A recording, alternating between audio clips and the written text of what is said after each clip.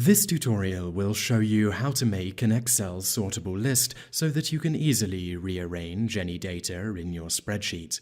Start Excel and load the sheet that has the data you want to make a sortable list from. In this case, we have an address book and we are going to be making a sortable list from the last name column. Click on the B at the top of that column to highlight it. Now, navigate to the Data tab in the main bar at the top of the screen.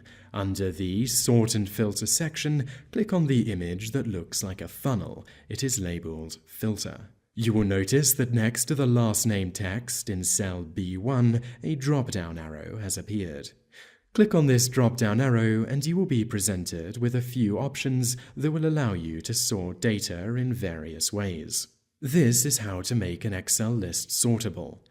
To test this functionality, click on the top option, Sort A to Z. A window will appear and you will need to select the Expand the Selection option and click Sort. The window will close and the data in the sheet will have been sorted into alphabetical order based on last name.